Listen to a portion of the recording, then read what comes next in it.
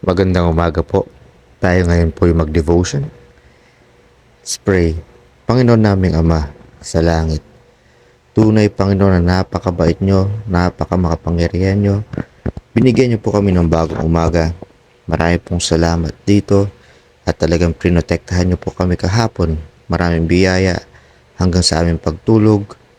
And Lord, paspasan nyo po kami ngayon sa pag-aaral po ng inyong salita sa maikling devotion. Naway Lord, maintindihan po namin ito at naway Lord maisapuso, maisagawa at mai-share din po namin sa aming mga kasama. Lord, huwag niyo po pabayaan na kami magkasala at Lord, talagang kami humihingi ng tawad sa lahat ng mga kasalanan namin. Salamat po Panginoon at pinapanalangin po namin ito sa ngalan ni Jesus. Amen. Inilarawan ang pag-ibig ng Diyos. Sinong tao sa inyo na kapag humingi ng tinapay ang kanyang anak ay bibigyan siya ng bato? O kung humingi siya ng isda, hindi niya ito bibigyan ng ahas, hindi ba? Kung kayo nga, bagaman masasama, ay marunong magbigay ng mabubuting kaloob sa inyong mga anak, gaano pa kaya ang inyong Ama na nasa langit na magbibigay ng mabuti sa mga humihiling sa Kanya? Ito po ay mababasa sa Matthew chapter 7 verse 9 to 11. Kung sinasabi nating tayo ay mga anak ng Diyos, dapat nating sinasalamin ang katangian ng Diyos sa ating buhay. Ipinakikita rito ni Jesus kung ano ang pag-ibig ng ating makalangit na Ama. Nagtanong si Jesus ng dalawang retorika na tanong.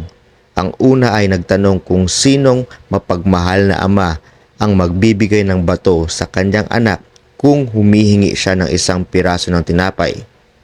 Sa pangunguna sa ikalawang tanong, nagbigay si Jesus ng isang halimbawa ng isang anak na humihingi ng isda sa kanyang ama. Hindi naman bibigyan ng ama ang kanyang anak ng ahas, hindi ba? Ang malinaw na sagot sa dalawa ay walang ama ang gagawa noon dahil hindi natural na baliwalain ang pisikal o espiritual na mga pangangailangan ng kanyang anak. Sa kaibahan sa makasalanan ang mga ama ng tao, ang ating banal, mapagmahal, maawain, mapagbiyayang ama ay walang limitasyon sa kanyang kayamanan at walang hangganan sa kanyang kabutihan. Ngunit kahit na ang pinakadakilang pag-ibig ng magulang ng tao ay hindi maihahambing sa Diyos. Ang katotohanang inihahayag dito ni Jesus, kung ang disakdal at makasalanang mga ama ng tao ay kusang loob at malayang ibibigay sa kanilang mga anak ang mga pangunahing kaalaman sa buhay, walang hanggan na hihigitan sila ng Diyos sa sukat at pakinabang. Kung gusto nating tratuhin tayo ng Diyos ng may pagmamahal sa pagkabukas palad bilang isang kanyang mga anak, dapat nating tratuhin ang iba dahil tayo ay nagtataglay ng kanyang wangis. Tanungin ang iyong sarili. Gaya ng nakasanayan, ang ating pakikitungo sa Diyos ay nakabatay sa relasyon.